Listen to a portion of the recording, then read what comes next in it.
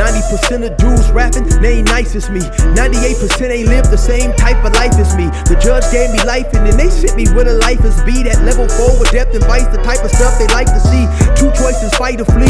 I refuse to die a chump. I never been a mark, but damn, it's scary when that riot jump. I seen dudes cry, get punked, and some sexually brutalized. Knew a dude who lost his life and he was only doing 5 year-long racial fights when homie all you do is ride. Lonely days and nights up in a hole causing suicide. From the moment you arrive, you see the Mexican mafia.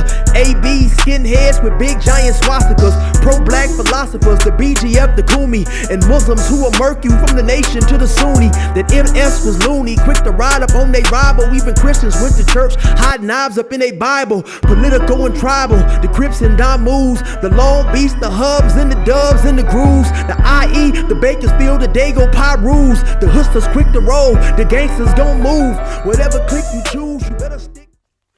Say what's cracking, YouTube? It's your boy 16 to life, and I'm back like I'm on a parole violation. Yard down! Now, for those of y'all that's new to my page, in 1994, I got arrested. I was eventually sentenced to 16 years plus life, and I served 24 years straight in the California prison system.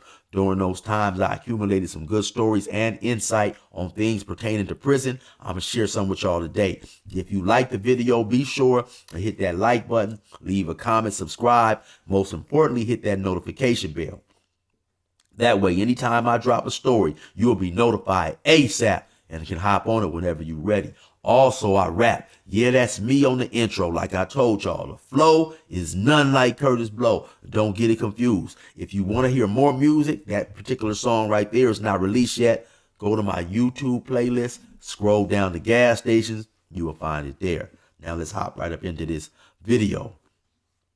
Sometimes when I'm watching other prison YouTube channels, they'll say that the Crips and Bloods and Blacks in the California prison do not check paperwork. If you have never been to prison and you're unfamiliar with the term checking paperwork, the term basically means this.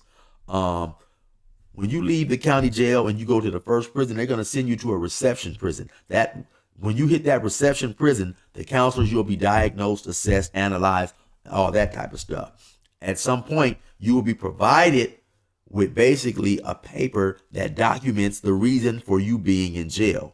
And it'll have your charges on there. And so you have a lot of organizations who want to know what each individual was in prison for to make sure he's not charged with a crime that's deemed undesirable by the convicts in prison. Of course, you know, child molestation, rape. They want to make sure you haven't told on anyone, stuff like that.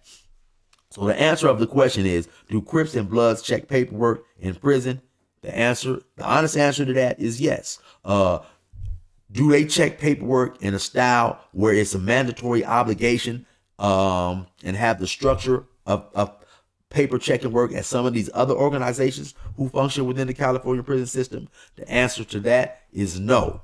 And the reason being is within the Blacks, is so much division. You know, it's so much many different splintered factions that. And also there's no operational procedure that's consistent with prison to prison to prison. You know, some of these other organizations who function within the California prison system, they have basically one operation plan, one way of how it's going to go, and it's going to be implemented at every single prison, regardless of who's there, who's doing this, who's doing that. Now, unfortunately for the Blacks, no, it's not like that. So you may hit one prison and have the people there checking paperwork. You may hit another prison and the people who are with your prospective card, they're not demanding to see paperwork. And that's the thing right there, like I said, because the Blacks are so splintered. You know, you have the Crips, you have the Bloods, and of course within the Crips, you have several different factions who this Crip gang may not function and get along with that Crip gang and stuff like that. So then of course you have the brothers from up north, you have the Northern Cali Crip card. It's just so many different factions that it just all depends on what particular what particular car you run with and what particular prison you hit, whether or not your paperwork is going to be checked or not. Now, like I said, several times I had cellies who was from different areas. I didn't necessarily feel it was my right to demand to see their paperwork. But what I would do is I say, hey man, listen, in order for you to know who you in the cell with or whatever, I produce my paperwork, man. This is what I've been charged with, whatever. 9 times out of 10, they would feel either obligated just due to the fact that I did it, or just want to be known as a stand-up individual also. They would produce their paperwork. Have I been in the cell with people and did not necessarily see their paperwork? The honest answer to that is yes. I've been in the cell with a Christian or two, and normally during just the course of general conversation, you guys will tell each other what you're in there for. Does that mean a person can always be honest? And of course, if a person is in prison for a crime that he knows is undesirable, is he going to be honest about that? Probably not. And like I said, by people being from different areas, you're not always going to demand to see a person's paperwork. I also know that by me being from Bannon, which is a small town, from time to time, I'd run across other people who either I grew up with, or I grew up with some of their family members or whatever, and it was easy for either I'd already heard what they was charged with, or it was easy for me to hop on the phone and call somebody and ask, or just flat out ask them. So I say all that to say, did I always check their paperwork? Honestly, no. And so sometimes, yes, by these different little, different ways of operating, a person can always easily slip through the cracks. There is one time, there is a time when all paperwork is checked by the blacks, and that's when an individual goes to the hole. But the difference between that is when you go to the hole, the only paperwork you are having, you will have, and that you will give to other people to see is, I believe it's called a 114D, is what you are in the hole for. So you still could be in prison for a crime that's considered undesirable, but go to the hole for something quote unquote righteous, maybe a fist fight, assault on staff, getting caught with some weed, and you would be accepted. And so the reason that they check paperwork in the hole is because in order to have your name on the roll call, or basically like the good news, the in good standings list. And when you're on the in good standings list, you are acknowledged in the morning and at night when they say good morning. Like each individual car, when they're in the hole in the morning at a certain time, will say, hello to all its members. As far as the blacks, it would go something like this. And we would most of the time say good morning in Swahili, which is in Njema Asubuhi. So in Njema Asubuhi, chill. Then I would come to the door and say, in Njema Asubuhi, in Njema Asubuhi, loco, in Njema Asubuhi, crazy, in Njema Asubuhi, Tiny D. Each person would be at their door and say good morning. Then, of course, at night, we go through the same process, say in Njema Alasiri, or excuse me, in Njema Gioni, in Njema Alasiri is good afternoon, in Njema Gioni is good evening. And so this would go on and so forth for the other collectors that was in the hole at that time, the other races as well. And so there have been times when I went to the hole. I remember I went to the hole. I was on the 2-yard. I told you guys a story. The story is called Chill versus Goliath. When I went to the hole for assault with a weapon, I caught the assault on the 2-yard.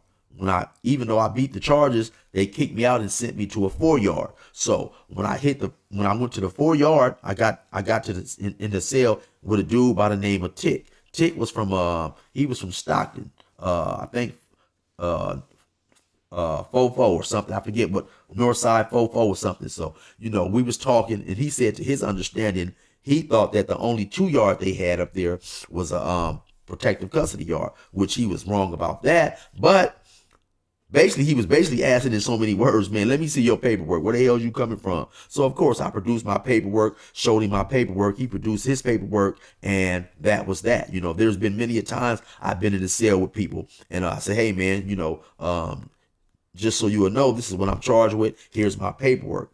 And I guess out of feeling either obligated or just wanting me to know that they was also in good standings, they would produce their paperwork. Now, to keep it 100, has this always happened every single time I was in the cell with somebody? No. You know, I know that I've been in a cell a time or two with Christians, and more than likely during the general course of conversation, you know, it came out what I was in there for, and he probably said what he was in there for. But did I ask or demand to see his paperwork? No. And so, of course, he didn't necessarily have to be honest, you know, if he was in there for something that was frowned upon. So, like I said, it just all depends, because the blacks are extremely less structured than other organizations that function within the California prison system. And so, yes, sometimes paperwork may not be checked. Like I said, due to the fact that you have so much separation and division within these black cars,